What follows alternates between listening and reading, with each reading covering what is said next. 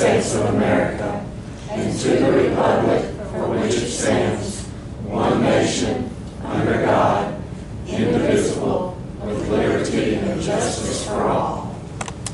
On the Texas flag, I pledge allegiance to thee, Texas, one state, under God, one and indivisible.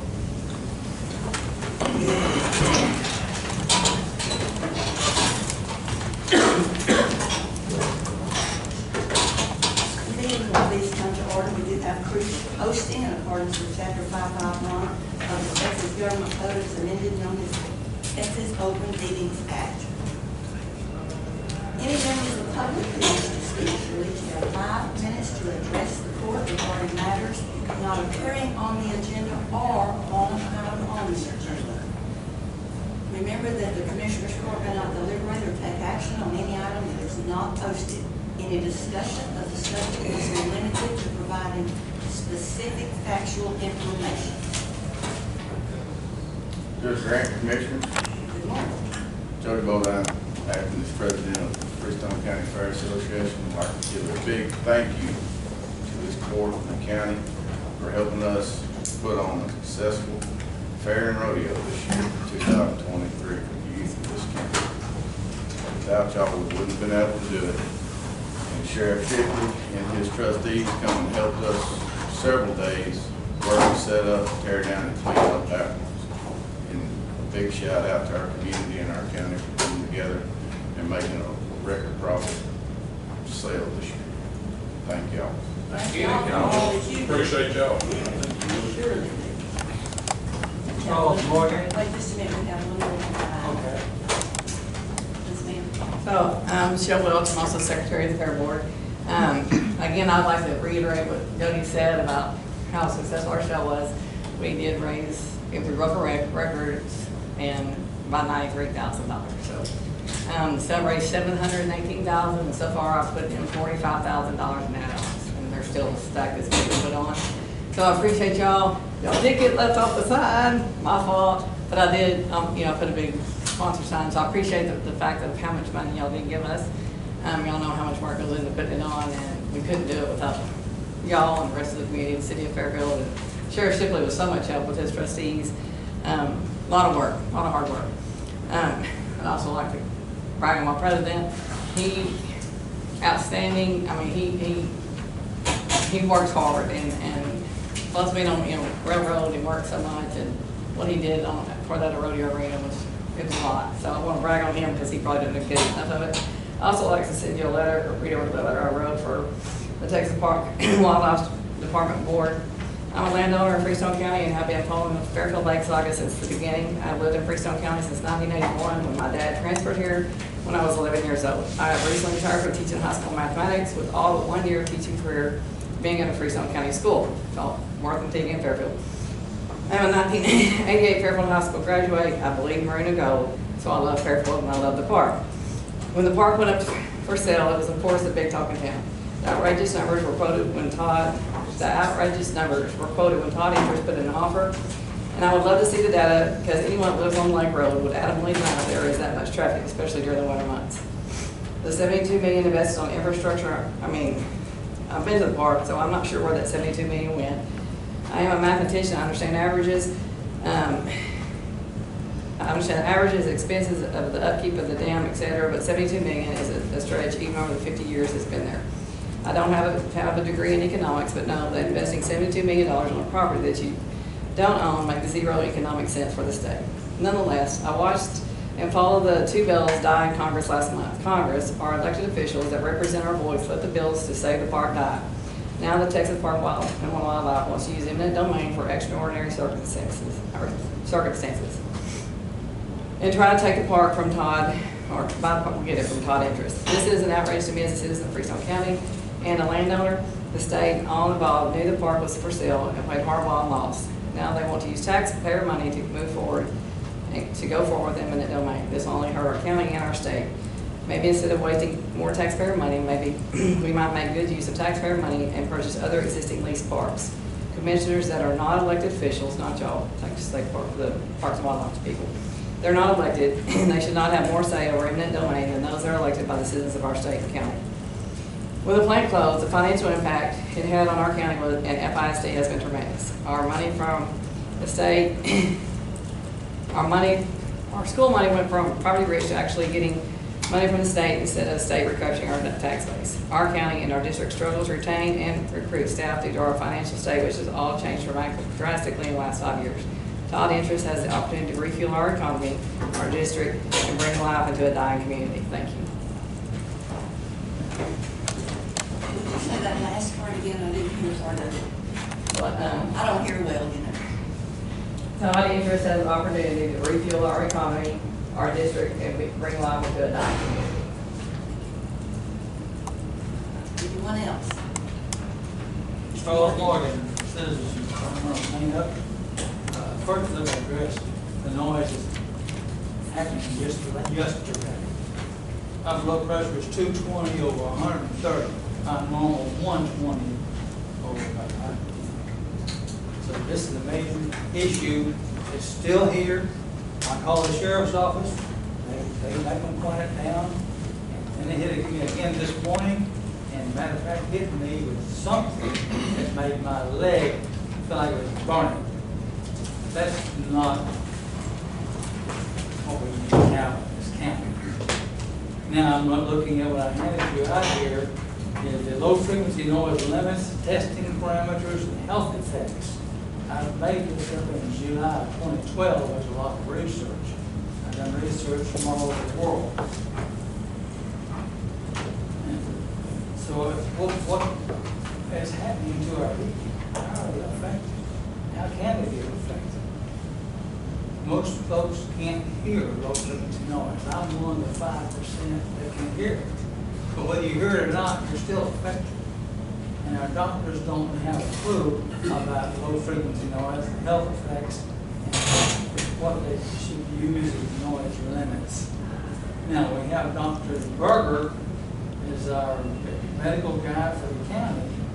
He knows nothing about this. And I've given him, and you, same thing I gave him, data concerning the low frequency noise. And the thing about it is, the low frequency noise is not addressed in this county, except by me. And I've got a noise meter worth about $3,000.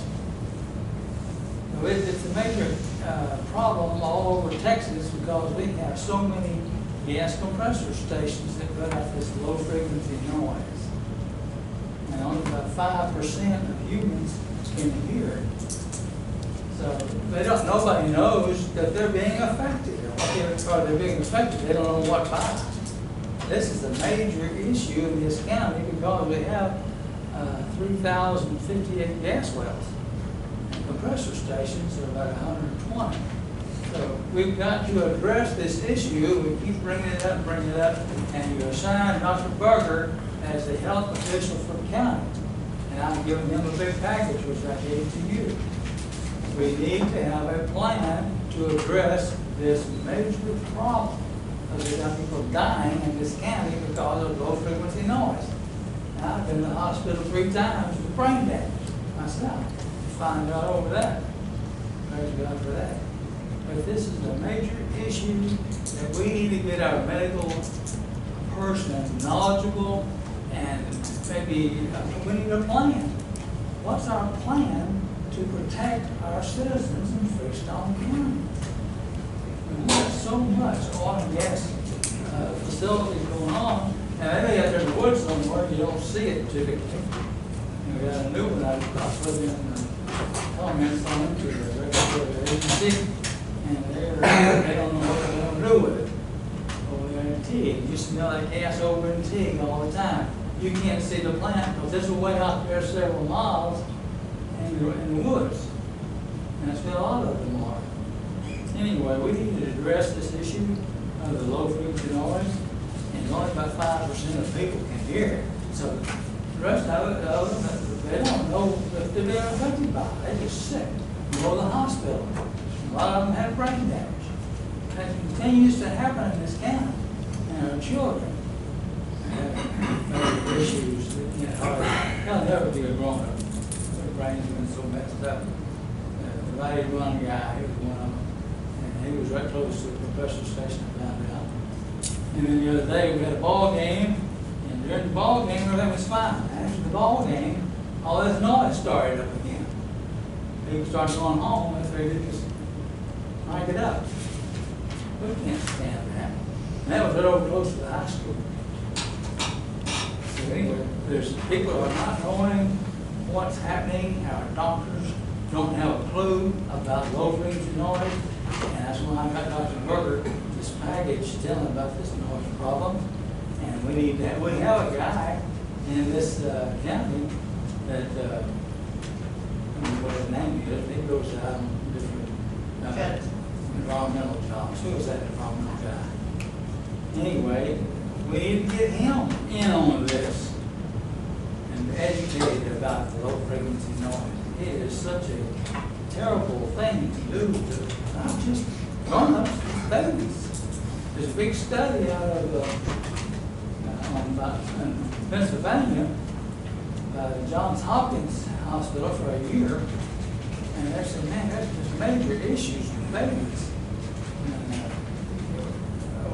In Fort Worth, big hospital over there for babies, and the babies are being born way, way too early, and the brains, a lot of them with brain damage.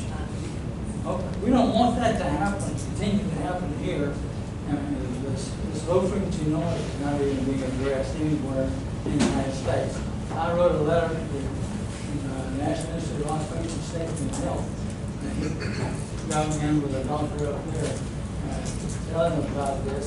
They know nothing about it. So we didn't begin to get people educated on this issue. So we need to say, okay, Dr. Berger, here's what we need to do. We need to decide what we want him to do. Is he going to be a medical official for the county or not? He's not doing anything. He doesn't know what to do. And maybe we need a meeting. Let's get a plan together. That's what I'm suggesting. Thank you. Thank you. Anyone else? All right, if there are no other comments, we have had a request to take number 18 out of sequence and address it first.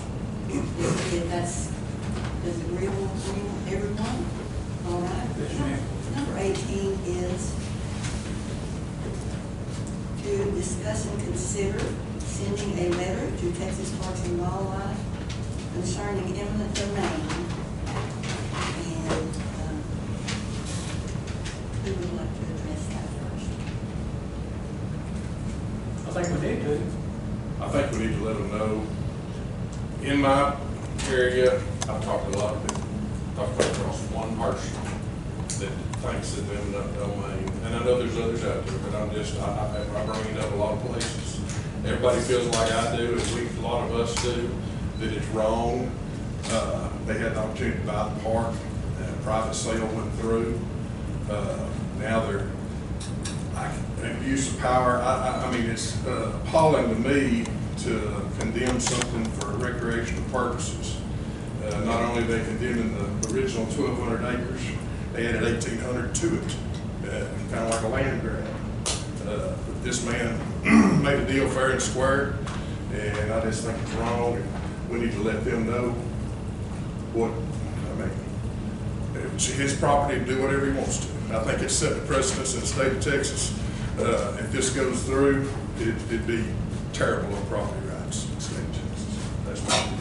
And I'll add something to that. You know, if you can condemn 5,000 acres for people to fish and go camping, there's probably about that same many people that want that high-speed rail from Dallas to Houston.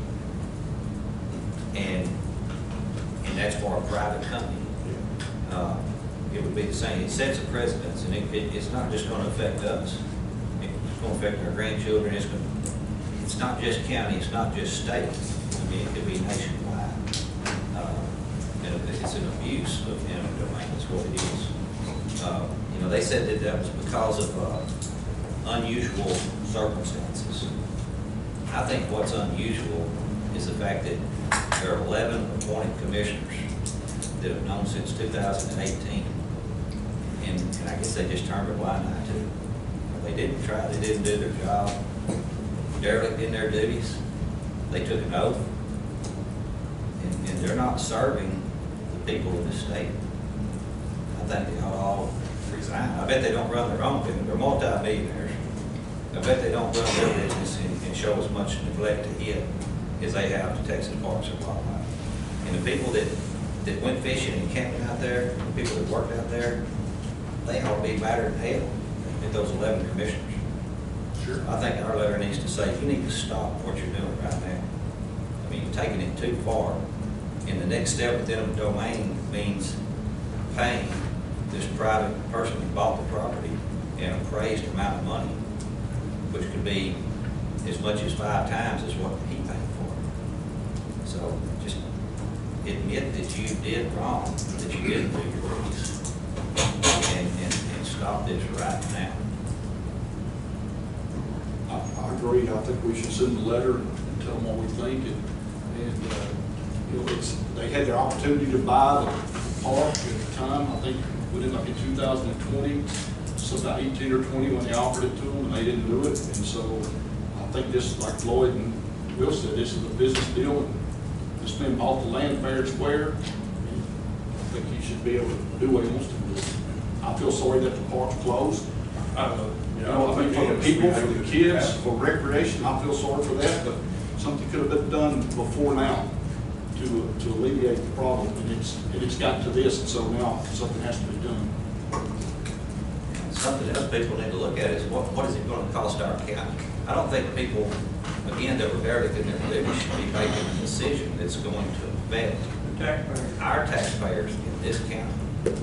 I mean, this is millions of dollars in tax revenue to the taxpayers of this county. This is the chance to lower the tax rate and still offer more and better services to the taxpayers of Freestone County. You know, and I think we should be good stewards of the tax money, and I think for us getting this additional tax coming in, I think we should take that opportunity to get it. And the fact that the people doing this, they don't live here, they don't pay taxes here.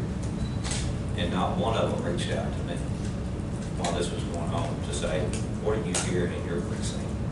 What are people saying? What's the general consensus? Never got a phone call from one of them. I do believe that the general consensus has changed over a period of time from when we first realized that they were going to sell the park. We began April of 2019 to try to address this. We have not just sat idly along and not tried to have our opinions heard. I went to Austin in April of 2019, talked to our representatives to try to get some help from them. I don't know exactly what procedures that they did. I do believe that they probably addressed this and tried to see if they could help us at that time. But over a period of time, we have talked to people about it and have not gotten any response. But on the other side, I believe that our park is a true asset, and I wish that we could save the park. I'd hoped that during this time when we were all talking about it,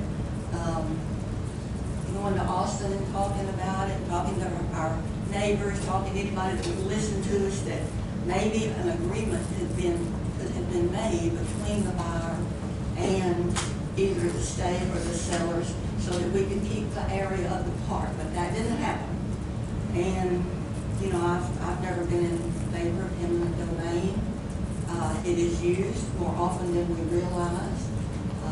We are often unhappy because the eminent domain is being used against us for pipelines, for various things that we can't have any control over. And so that, you know, people do have a bad taste in their mouth for eminent domain. But, again, I hope that it would work out. I truly hate to lose the park, but I believe that from what we're hearing this morning, or from the people that we talked to, I've talked to a lot of people recently, trying to get us what people are actually thinking now. And I think that the opinions have changed. I think people are not as supportive as they used to be. And I didn't know that. The tax revenue that this project is promising that we will get will be a great benefit to our county and to our taxpayers. Hopefully, more services will be able to be provided to our citizens, and I know we need a lot of things in our county that we've not been able to afford over time. Maybe new deputies, maybe various things that we can assist with, and that's a big issue. And I respect what the commissioners have said, and their stand on the issue. We always try to agree on issues and to do what we believe is best going forward for our county. So I will support this letter.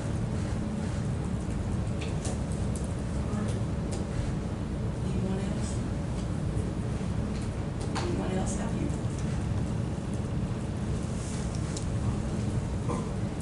We need a motion. I'll make a motion to write a letter I second. to Texas Parks and Wildlife and send it to Governor Abbott. Anybody that's involved in this. Annual wedding. Angela is here this morning. She didn't want to make a statement, so she's On the wanting to letter. know our opinions. A letter asking them to stop that.